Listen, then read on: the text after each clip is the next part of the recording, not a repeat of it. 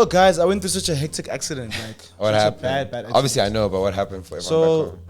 I take my big bowl, I put boiling hot water, I put some vapor rub inside, I mix it, balls on the stove, whatever I poured inside. Now I put on the couch. First mistake. And then as I'm swerving it, I kind of bump it. Motor goes zoo, like a wave. You see fed of the waves, whatever wave. And zoo. Comes back. Then spilled all over my thigh, under my genital area. Yo, boiled eggs. Oh yeah, but what else is left of how are you before I think? How's your girlfriend? What else is left of how are you?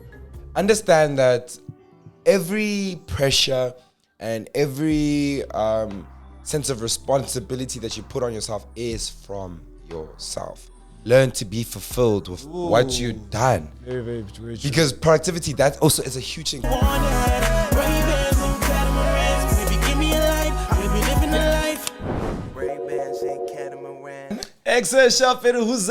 Welcome back to a brand new episode of Seated with Lebo and Thato Rampedi. If I sound like I'm a host today, that's because yesterday Lebo and I were the MCs of Netflix latest YA series. Go! Oh yeah, so very big, very big time for us. Huge. And as you can see, like, we're not at our usual studio, House of Rampedi. Man. We are actually at the Nelson Mandela Foundation. That's so cool, guys. They hit us up last week saying, yo, guys, we love Thought Digest. We love Seated. And we'd love for you guys just to come use this space and come chill. Oh, by the way, we have these really cool t-shirts, which we have. So they've dropped these really cool t-shirts. They're called ZA Rights shirts. Basically telling, you know, Wear your rights. Wear your rights. So right now, there's a bunch of them. I mean, I'm wearing expression right now. Like, there's also justice, there's honor, there's gender, you know. Which is really cool. So you guys can head over to the website. I think I've got it written over here. It is www.goodwillcollection.org, and you can basically support the Nelson Mandela Foundation, which does so many beautiful things. The goals of Thought Digest are speaking more about human rights today. They're even interviewing somebody. So definitely check that out, guys. But we have something very exciting coming up with KFC. So, hey, KFC, tell them what's up.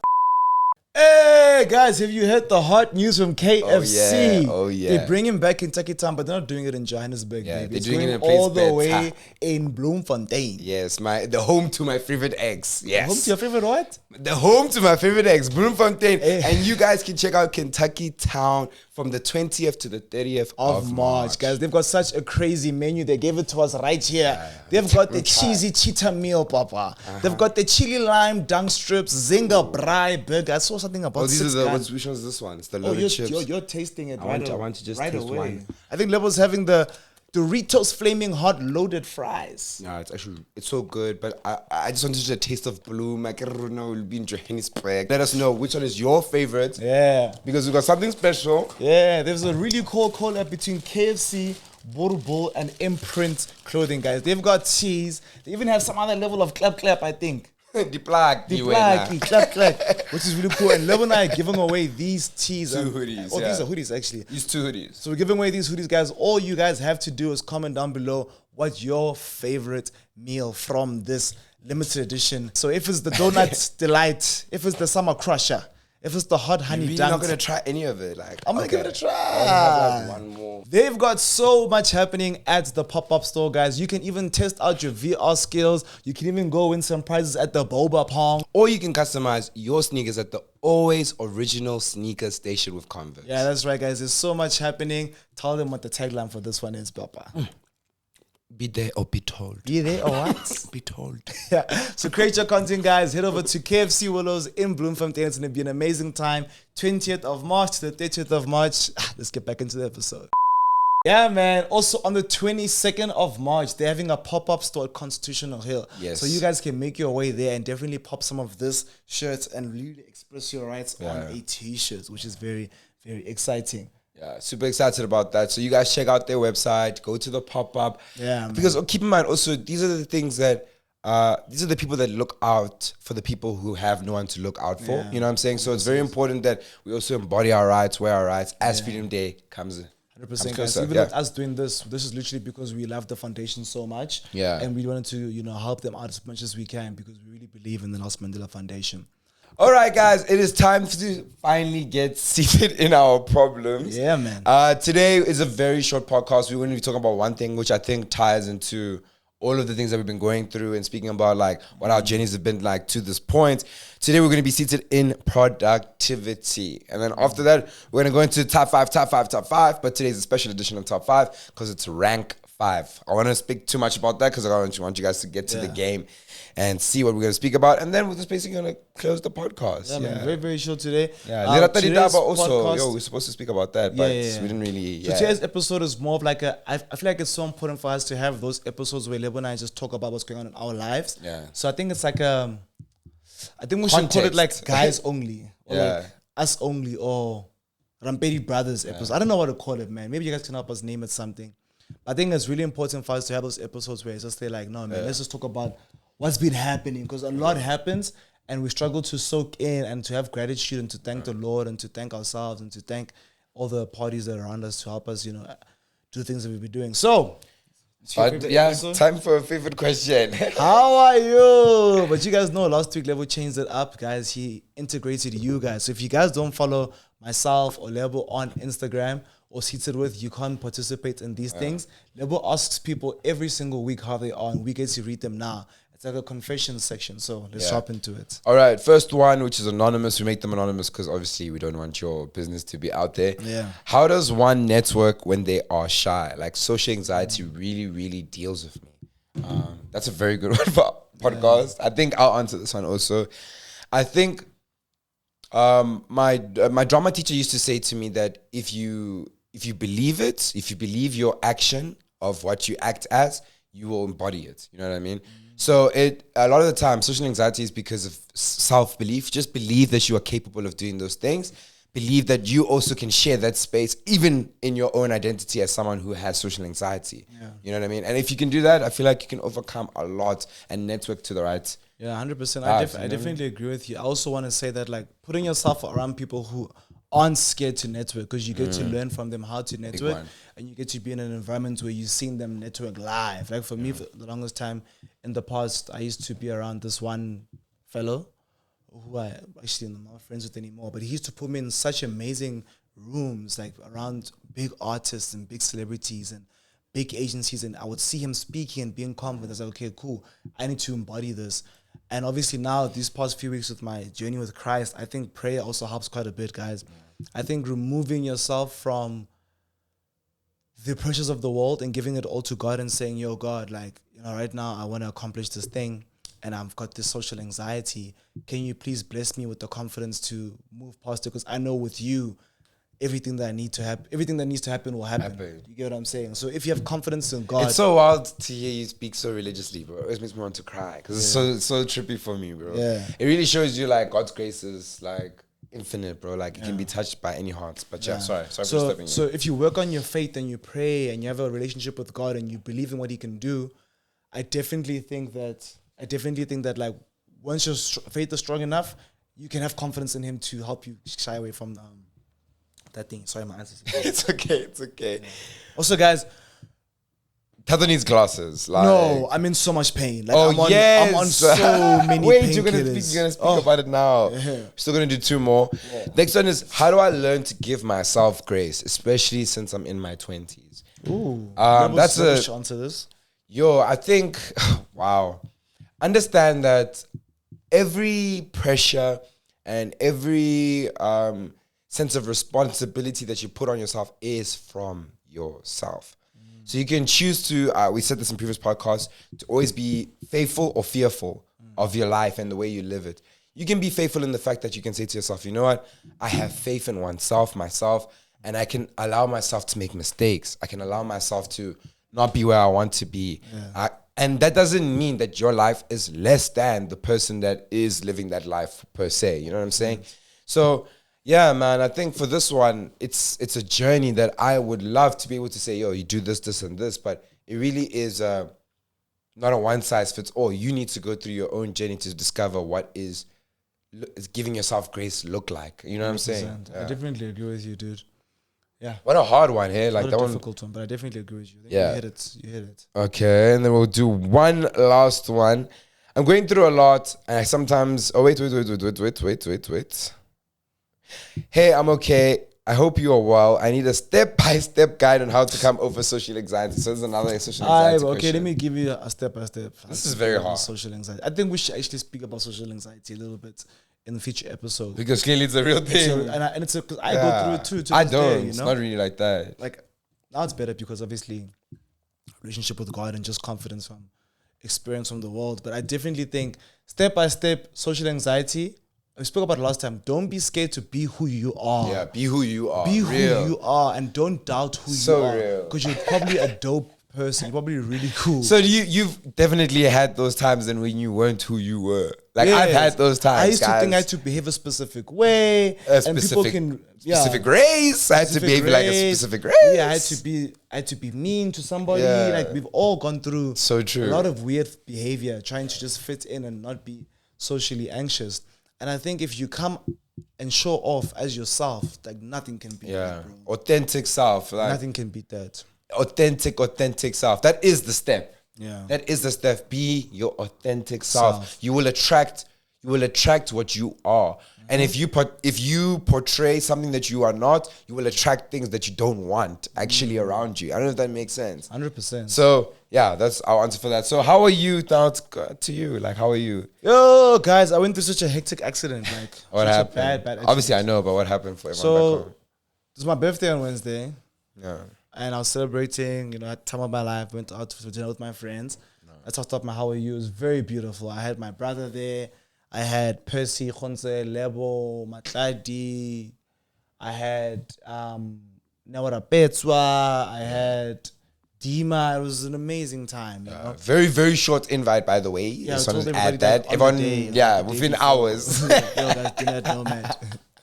And it was so much fun. And I remember, you know, most birthdays I used to, social anxiety, crazy enough, I used to be too socially anxious to say a speech at my birthday or to receive speeches. And I was like, you know what, this birthday I'm turning 28 and I really wanted to be a year where I'm expressing gratitude, you know? And what I did was that I said a speech to everyone about what they mean to me. I remember speaking to one of my friends now. I was like, yo, dude, I don't know, I'm so nervous. Like, I want to do speeches to everybody. And she was like, dude, just do it. Like, Just be it. Like, you want to do this thing. Why are you not doing the thing you want to do? Like, you just hold your back and wish you did it. And you've been speaking about wanting to do this thing. Got up. Lebo was so cool. Lebo was playing intro songs to everybody. So every time someone stand up, there'd be a specific song which would describe their relationship with me. And literally was like the vibe. Yeah. So like, it was cool. And then I would say a speech about everybody, which was so beautiful, man. And then I think everybody really appreciated my words. And I did this because one of my mentors, Danilo, was like, yo, dude, your birthday is the one day everybody will express gratitude to how they actually feel about you. And they'll actually, Besides your funeral, bro. besides your funeral, they'll be vulnerable enough to tell you how you really make them feel and you're impacting their life. So I was like, damn, if that's been happening to me the whole day, let me do that to the people that I love the most, you know? Yeah, so it's a beautiful day. Sharp, we drank, got the drink on. You know, obviously Thursday I had a hangover, but it wasn't too hectic, did a bunch of work. Thursday we drank some more because it's the birthday week, Yeah, it's baby. like birthday week. Like no one can stay home. Let's Yeah, go out let's night go. around town. You know what I'm saying? I was going to go on Friday too, but now Friday I wake up feeling a bit fluish. Yeah. I'm like, no, man, let me steam. So I'm there. I take my big bowl. I put boiling hot water. I put some vapor rub inside. I mix it, balls on the stove, whatever I poured inside. Now put on the couch. First mistake. Put on the couch. Then I cover myself. Then I'm steaming. I'm like, man, this water's not like hot enough. It's there. I don't feel steam coming out. So I start swerving it. And then as I'm swerving it, I kind of bump it. The water goes zoo, like a wave. You see Fate of the Waves, whatever wave. Then zoo. Comes back. Then spilled all over my thigh, under my genital area. Yo, boiled eggs. Under my genital. I'm so sorry. Under my genitals. Way too soon. Down my thigh. Like, guys, that's so bad. Like, Way too I've soon. been leaking. I don't think you understand. Like this man's in pain. Like even I'm in as he pain. speaks. Like, I'm in so much pain. I'm so drowsy from the pills. But Yeah. like the shirts to keep going. And then obviously I'll let Lebo take over from my How Are You. But I felt very loved. Then we had the honor of being the hosts of, you know, Netflix's latest YA series titled Go. Yeah, so that And I was will beautiful. co-host, so you can pick up your How Are You there. I'm okay. Where do I start from? Okay, so I'll start from the Netflix thing because I feel like that's very important to speak about. we got the opportunity to MC an event. Like I've MC'd before, Thato's also MC'd before. I've MC'd like online majority of the time. Like, back my brand deal started when, the COVID and stuff were just ending. So people were very online. But now we're back into spaces and stuff. So, we're taking on this whole new hosting role and, working on our English, how we articulate, being a vibe, all those things. And shout out to the podcast, man. I was about to say, it's all because of you guys. Yeah, we've really been practicing how to deliver our speech better. Yeah, like it's literally all because of you guys. And, it's so sad. When we speak about these things on the podcast, no one's paying us to speak about these things on the podcast because we want to just say that this is your work. Like, we would literally not have those opportunities without your viewership, without you guys encouraging us, without you guys saying like, yo, you guys are being men and vulnerable, and I think that to me really just touched me, like it really just touched me that all of our work is going in the direction of output, but how am I? I'm okay. Just taking it day by day. I've been in my lazy period, which is why I was so hyper focused on bringing up the topic like productivity. And I think with also what Thato was saying, like there's a small tie between working too hard and being productive. Because right now Thato's working too hard. He's literally injured. He's bandaged. He should be at home, bed rest, marshmallows in hand, etc. But I wanted to tie that into our daily lives because I think there's different levels of productivity. And Thato's productivity might look like laziness to me and vice versa. So I just thought we'd just speak about that. Especially with exam seasons and all those things coming up. End of the financial year. It's just like end of the month, man. Oh yeah, but what else is left of how are you before I think? How's your girlfriend? What else is left of how are you? How's your mom? My mom's good. Oh, so you can hear me. Okay, let's get straight into the podcast. I just want to hear anything more about how am I. So we thought maybe as a baseline, as we do on Seated, we tried to define what we're about to speak about. It's like a baseline on top. So productivity refers to the efficiency and effectiveness of an individual, team, or organization in completing tasks, achieving their goals, and creating values. It involves managing time, resources, and energy to maximize output and minimize waste. I studied productivity. I'm a productivity engineer by degree. I think we've heard that you're an engineer on every podcast and every episode. Saying, like, I studied There's no one who tell us that they studied engineering more than an engineer. Like, maybe if you did engineering, you'd relate. Yep. I'm joking, dude. Yep. I'm just saying that, like, it's you understand crazy what you're how I study productivity. Yeah. But still, I'm not the most productive person. I think I am quite productive, but I mean, you know what I'm talking about. I think people have a perception of what they are capable of on a daily level. And that has it ties in a lot with confidence. It ties in a lot with, confidence is the biggest factor. Yeah. And it ties in a lot with what they perceive their emotional capacity to be like in a day. I've had so many days when I've woken up and I've said to myself, oh, it's going to be such a long day. And then I see you, then you'll look at me and say, no, dude, trust me. But if you do this, this, and this, we can have this, this, this, and this. If you do this, this, and this, if you shoot a podcast, then we shot a podcast, And I've realized productivity is also heavily tied into the emotional state of a person, obviously, right? Yeah, 100%. So if you work on the emotional state of a person, you might be able to get them to be productive. Yes. But what type of advice could you give someone that's just stuck in a rut of non-productivity? They just feel like day after day, they really are not capable of achieving their goals and stuff and managing their resources and all those things. Yeah. I think before we dive into that, do you want to touch on maybe some personal stories when you felt like you were the least productive? Okay, yeah, in your life? Yeah, I definitely And then we can go to the advice think section. so. I don't know. I think productivity is... Because I want to say, when Lebo was in university, I think he was on a roll when it came to productivity. Yeah, I was... Like first year, back second year, then, third year, yeah. he flew at UP. I was going He crazy got there. great marks. Like he was extremely productive. He was engaging in classes. Yeah. Like describe Whole that for 9 me. yards. Describe that for me, and then maybe tell me a moment where you felt like you weren't productive. Okay, so I think when you're in university, right, something clicked in my mind that everything that I put into my studying and stuff will automatically come out as an output, the marks. Yeah. So I thought, okay, cool. If I spend enough time on this thing, a mark will come out like this. Yeah. Right. And I actually want to talk about how that negatively affected me in the future. Because what would happen is that I would put all this time, all this commitment, participate in class, all those things, which was brilliant for that setting. So in that setting, my productivity was good. You know what I'm saying? But as I moved on to the next phase in my life, which is now, working, being self-employed, every meal that is given to me is via my hand, for real. You know what I mean? But that does not mean I have to work like a dog. I can still be productive in an hour and do 3 hours of work in an hour if I really focus, you know what I'm saying? And I used to just think to myself, if I stay in front of this book long enough, I didn't study smart. I was always studying hard. I don't know if that makes sense. I hear you. And so that's why this productivity check kept coming into me, because I said to myself, there's a person out there who will plan a podcast video for a month, post a podcast video, it makes 1 million views. He was evidently productive.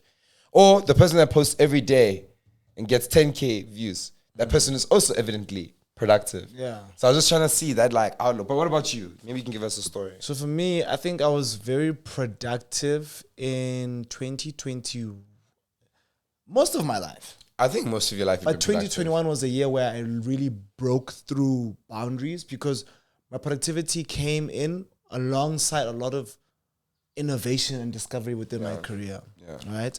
So that's when I was working the hardest. Like, I was dropping shows like Looking for Mjolo, dropping shows like Are You Tubed In? I was working with a production company for the first time. I was growing a production company. That was all very beautiful. Then I hit a rut. Is it called a rut? I think so, yeah. In about 2023. Yeah. Because not last year. Last year was 2024. Yeah. 2023, my productivity went down, man. Yeah. I was working 2 hours a day.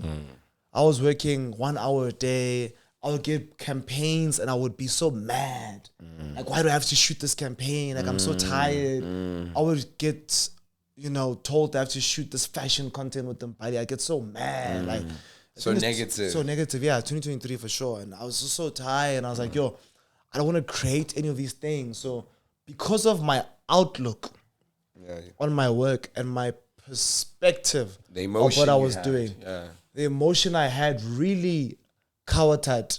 Cowarted is really the word to use. It really cowarted my productivity, making me associate productivity to a negative feeling. Yeah. And that really cowarted. And cowarted means inconvenienced or affected. I feel like you don't know that you and I, or maybe you haven't seen it, that in our early childhood, we would take on as much responsibility as possible, irrelevant of grades and stuff, especially.